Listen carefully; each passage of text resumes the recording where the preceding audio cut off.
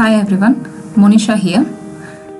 In this video, I will be explaining you about introductory part of light reflection and reflection of light, spherical mirrors, and image formation by spherical mirrors. So come, let us start the session. We see variety of objects in the world around us. We can see the entire cosmos, sun, moon, stars, comets, the entire space around us. We can see everything happening around us, each and every object in and around our surroundings. The beautiful fishes inside the pond, the drizzling raindrops. What exactly makes those things visible to us? Our eyes? If this is your answer, then I need to ask you a question. If eyes makes things visible to us, then why can't we see objects in a dark room? Only on lighting up bulb in a room, the things becomes visible. Why? What makes things visible? During the day, sunlight helps us to see objects. An object reflects light which falls on it. This reflected light, when received by our eyes, enables us to see things, just as we can see in the figure.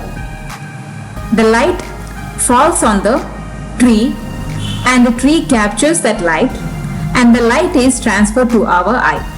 When that light is reflected to our eyes, we can see the things around us. We can see that particular tree. I will tell you the three different types of medium by which we can see the light and how the light enters into that medium. First is transparent. Transparent medium are those medium where all the light pass through it. The second one is translucent. In translucent medium, only some light pass through it, such as sunglasses. Next, third one is opaque medium. In opaque medium, no light pass through it. For example, your backpack. I have arranged some of the examples also. Transparent medium, just like the aquarium. Translucent, the banana leaf. Opaque, bucket, dustbin, etc. One more thing, shadow. The dark image on a surface caused by something that blocks light from the sun. Okay? So it is long in the morning and evening, but short at noon. A mirror reflects all the light falling on it in the same direction. A mirror reflects a ray of light at the same angle at which it strikes the mirror. This is called regular reflection. There are a number of wonderful phenomena associated with light and its illusion and the vision of our eyes. For example, twinkling of stars. So twinkling of stars is one of a vision of our eyes, and it is a wonderful phenomena of light. Next one, image formation by mirror. So when we see the object, if the object is placed at different distance, then we can see the image of that particular object at different distance itself. So next one, beautiful color of rainbow. We can see the rainbow. It is also an illusion or the formation by the sunlight. When the sunlight enter into a water drop, so it reflects the white light into 7 consequent colors, that is Vibgaya.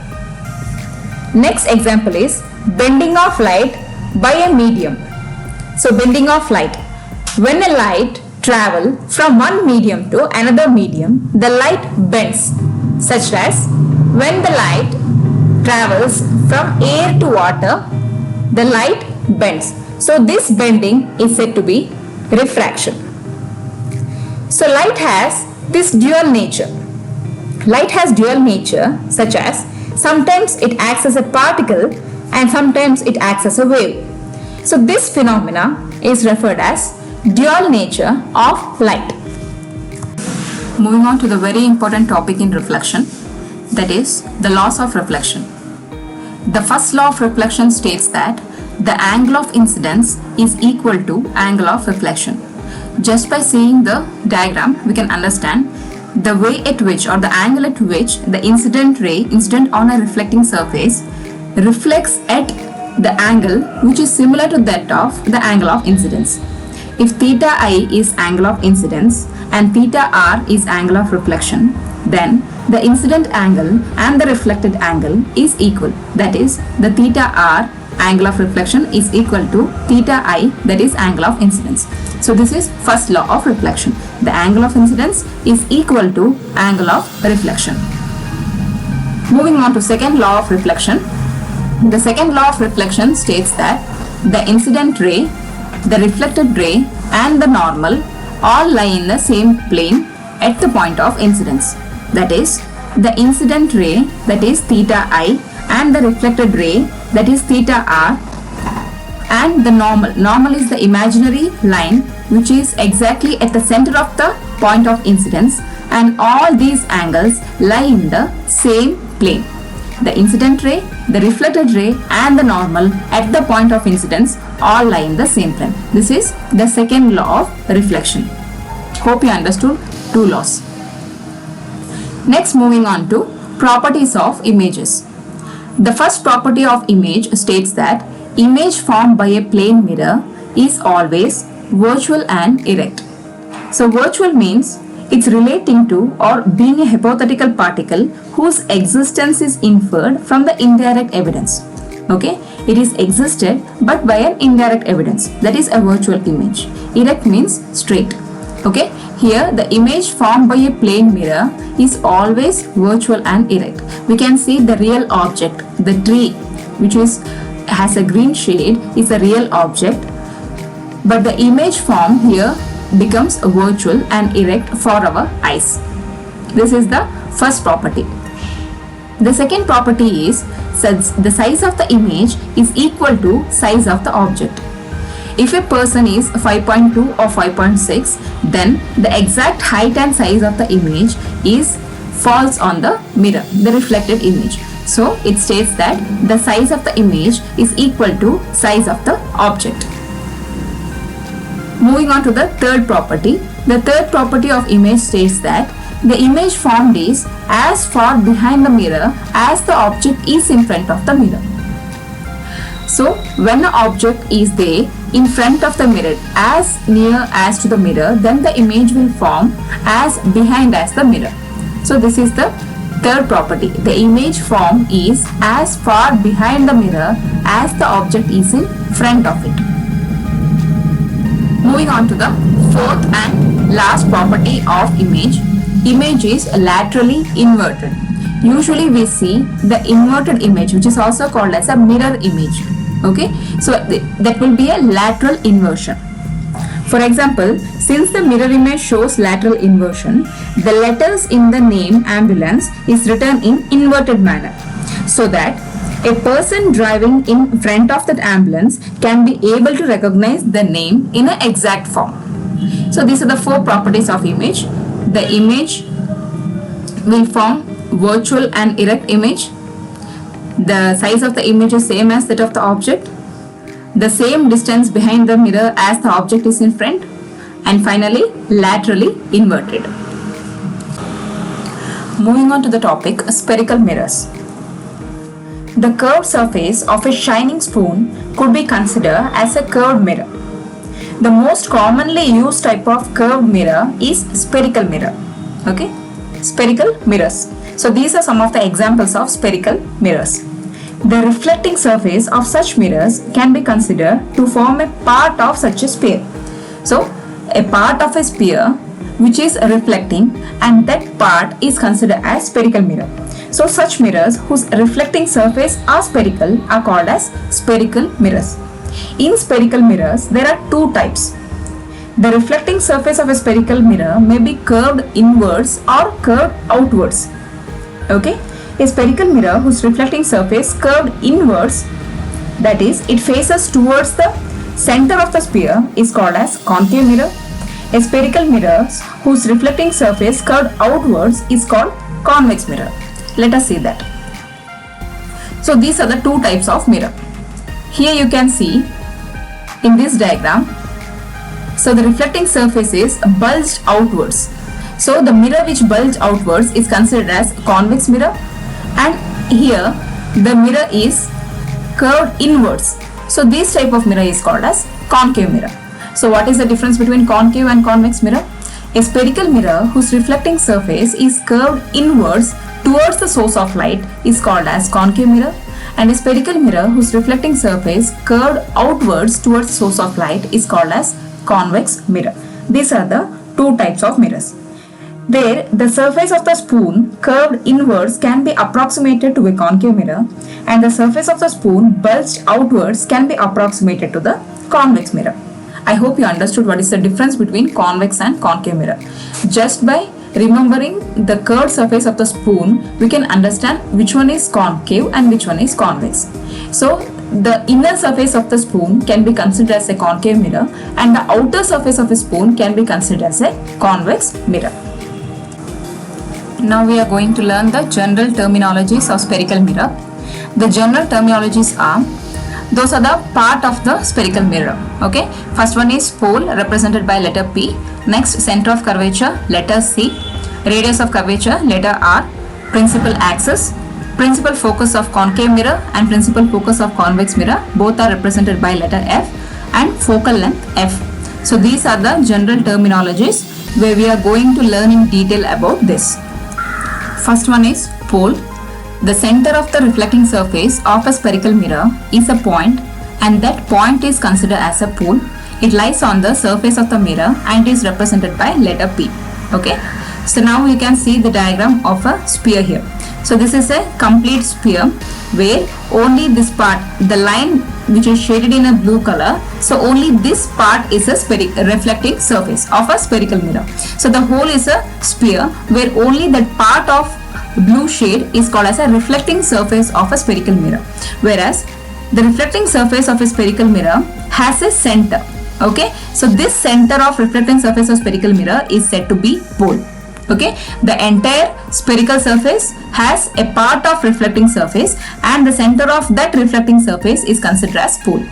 So next one is center of curvature. So what is center of curvature? I have already told you the part of the reflecting surface is the part of the whole sphere, and that whole sphere as a center. Just like a circle has an origin, so the spherical mirror also have a center, and that center is called as center of curvature. Okay, so the center or the midpoint of the reflecting surface is said to be pole P, whereas the center of the whole spherical surface is said to be center of curvature. Okay, so what is pole? The center of the reflecting surface of a spherical mirror is a point, and that point is considered as a pole, and it lies on the surface of the mirror. So the blue shade is the mirror. It is represented by letter P. Next is center of curvature. The reflecting surface of a spherical mirror forms a part of a sphere. Okay, the whole sphere, whereas the reflecting surface is only a part of it, and this whole sphere has a center. So this point, this center is said to be center of curvature of a spherical mirror, and is represented by letter C. Next, moving on to the radius of curvature, which is represented by letter R. So the radius of curvature is a part of a sphere. Here you can see here, this is the reflecting surface of a sphere, where this is the pole. Okay, pole is A here, and this is the center of the sphere, which is center of curvature, represented by letter C, and the distance between this center of curvature and A. Okay, the distance between center of curvature and A is the radius of curvature. Okay, what is radius of curvature? The radius of a sphere of which the reflecting surface of a spherical mirror forms a part is called as radius of curvature, or you can just explain it as the distance between center of curvature and pole is said to be radius of curvature. Just like the radius of a circle, the distance between center and the edge of the circle is considered as a radius. Just like that, the center and the pole, the distance between the center and the pole is considered as radius of curvature. So next one is principal axis. So principal axis is a straight line. So it is a straight line moving through center of curvature and the pole. Okay, so this is the straight line. So this is a straight line which moves through center of curvature and the pole. So the straight line passing through the pole and the center of curvature of a spherical mirror, and this is said to be principal axis. Next one is principal focus of concave mirror and principal focus of convex mirror. Okay, so what is principal focus? First you see the diagram. So first we need to go through the diagram first. You can see these are the parallel lines. Okay, so these are the parallel lines and the center dotted line is the principal axis. Okay, so these lines are parallel to the principal axis, therefore it is called as parallel lines. So when these parallel lines hit the reflecting surface, so after reflecting, so when they hit the reflecting surface, the reflection takes place, right? So after reflection, what happens? So all the reflecting rays or reflected rays appears to meet at a point. So after reflection, it all appears to meet at a point on the principal axis itself.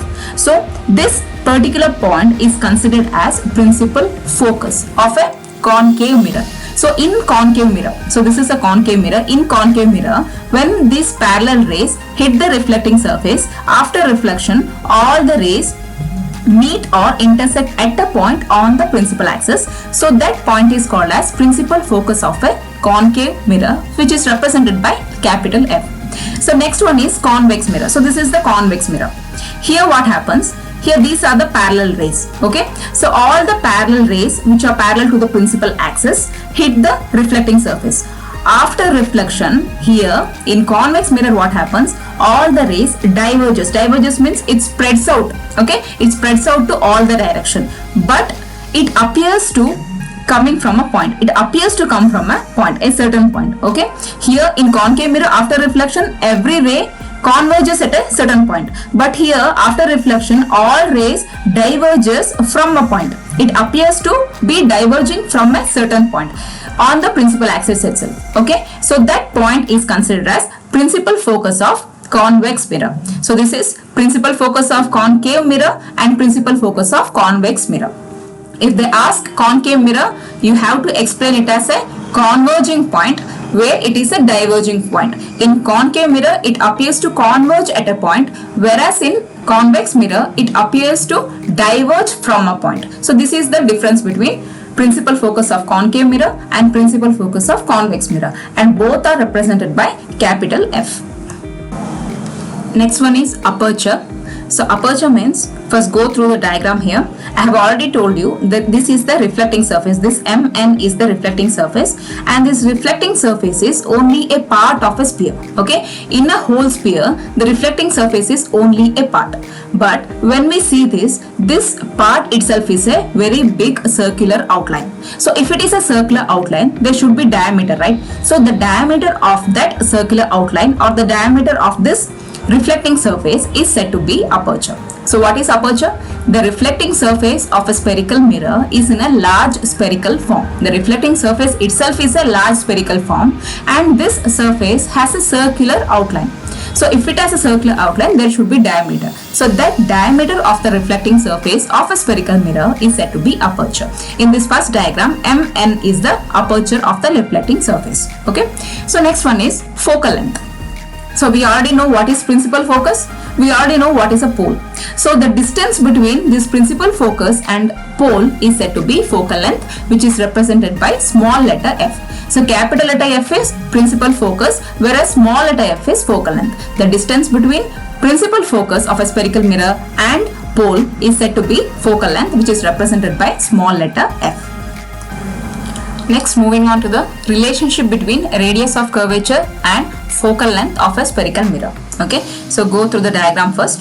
Here you can see here the distance between principal focus and pole is said to be focal length, and the distance between center of curvature and pole is said to be radius of curvature. So just by saying the distance itself, we can make a theory out of it. That is, the the radius of curvature is 2 times or twice of focal length, or the focal length is half of radius of curvature. So this is concave mirror. In convex mirror also, the focal length is half of radius of curvature, or the radius of curvature is twice the focal length. So this is the relationship between focal length and radius of curvature. Okay, so this is possible only when the aperture is the diameter of the reflecting surface. So when this aperture is smaller apertures, so when these apertures are considered as very smaller, at that case, so this relationship falls into notice, that is R is equal to 2f. For spherical mirrors of small aperture, the radius of curvature is found to be equal to twice the focal length. Okay, that is R is equal to 2f. This implies that principal focus of a spherical mirror lies in midway between pole and center of curvature. So this relationship shows that the principal focus is exactly at the center of curvature and the pole. So this is the relationship between radius of curvature and focal length. Moving on to the last topic of this session, that is image formation by spherical mirror. So in this video I will be telling only where the object will be there and at that particular place of the object where the image will form. So the image formation I will tell you, but in the next video I will be explaining in detail about, in diagram basis I will be explaining about the image and the object. Okay, so here when the object is at infinity, so this is in the case of concave mirror, when the object is at infinity, infinity means very far. Okay, when the object is at infinity, the image will be at principal focus. We will get the image at principal focus. Okay, in the second case, when the object is beyond C. Beyond C means after C. So when the object is placed beyond C, we will get the image between F and C. Okay, next one is when the object is at C, exactly at center of curvature, the image will also be exactly at center of curvature itself. Okay, so next one is when the object is between F and C, the image will be beyond C. It is exactly reversible of the second form. When the object is beyond C, image will be between F and C. When the object is between F and C, the image will be beyond C. Okay, next one is when the object is at principal focus, the image will be at infinity, just like the reverse form of the first one. Next one is when the object is between P and F, so pole and principal focus, the image will be behind the mirror. Okay, next in the case of convex mirror, when the object is at infinity, the image will be at focus, principal focus itself. Next, when the object is anywhere on the principal axis, the image will be between pole and focus, principal focus and pole. So by knowing this chart, we can easily draw the image and object and image formation. Okay, so just by memorizing these things, otherwise it will be a hectic task for us to write the image formation. So when we memorize these things, easily we can write down the image formation when they ask you in the board diagram. Okay, when they ask you in board exams. Okay, thank you, thanks a lot for watching my video.